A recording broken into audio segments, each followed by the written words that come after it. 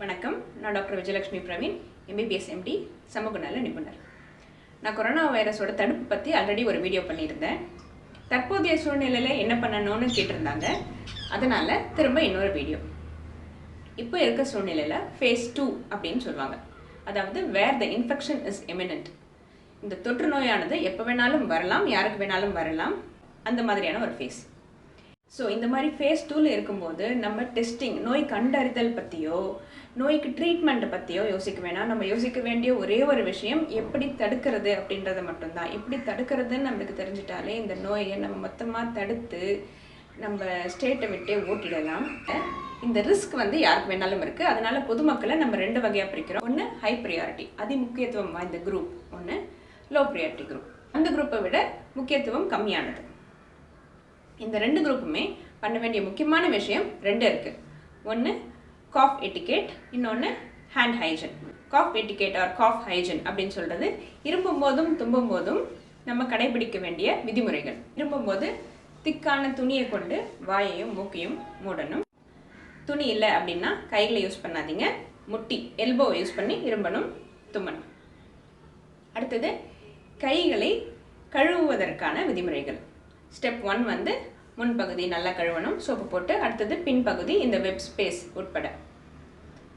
3வது நகங்கள், உள்ளங்கை இந்த மாதிரி தேய்க்கணும். 4வது கட்டவிரல், இந்த சைடு பகுதி,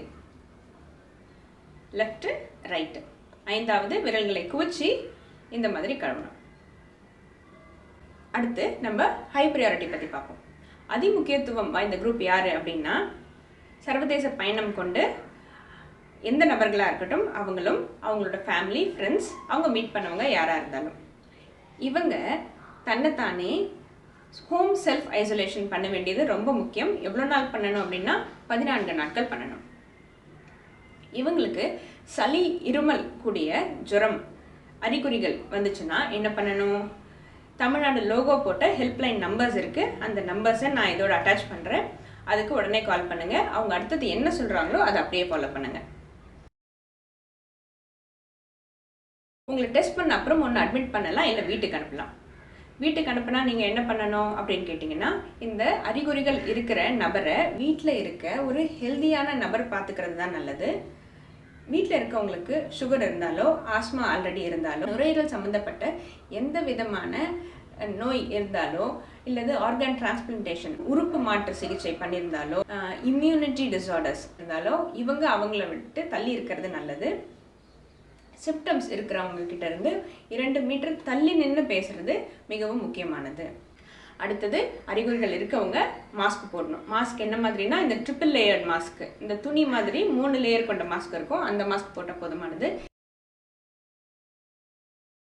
இந்த இன்ஃபெக்ஷன் 20% தான் காற்று மூலமா பரவுது அப்படின்னு கண்டுபிடிச்சிருக்காங்க. 80% தொடுதல், அதாவது இந்த அறிகுறிகள் இருக்கவங்க இரும்பி தும்பி எந்த இடத்த தொடுறாங்களோ அந்த இடத்த தொடுறதுனால மற்றவங்களுக்கு பரவுது.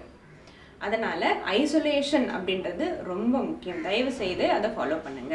இப்போ நான் சொன்னது எல்லாமே அடல்ட்ஸ்க்கு மட்டுமே இல்லை, சின்ன பசங்களுக்கும் சேர்ந்து தான். அதனால தயவு செய்து இது எல்லாமே உங்கள் வீட்டில் இருக்க சின்ன பசங்களுக்கும் சொல்லிக் கொடுங்க. அவங்களும் இந்த வீடியோவை பார்க்கட்டும், கற்றுக்கிட்டும். மாஸ்க் போட வேண்டியது எல்லாரும் அப்படின்னு அவசியம் இல்லை. அறிகுறிகள் இருக்கவங்க போட்டால் போதும். இந்த நோய் தொற்றானது எப்படி பரவுது, அப்புறம் கைகளை சுத்தமாக கழுவதற்கான விதிமுறைகள், இது எல்லாமே தமிழ்நாடு கவர்மெண்ட் ஒரு அழகான வீடியோவாக பண்ணியிருக்காங்க. அந்த லிங்க்கையும் நான் இந்த வீடியோவோட அட்டாச் பண்ணுறேன். அதையும் பார்த்து தயவு செய்து கற்றுக்கோங்க. எந்த டவுட் இருந்தாலும் ஹெல்ப்லைன் நம்பருக்கு கால் பண்ணுங்கள். அவங்க ரொம்ப கிளியராக உங்களோட டவுட்ஸ் எல்லாம் தீர்த்து வைப்பாங்க. அந்த ஹெல்ப்லைன் நம்பரை நோட் பண்ணுங்கள்.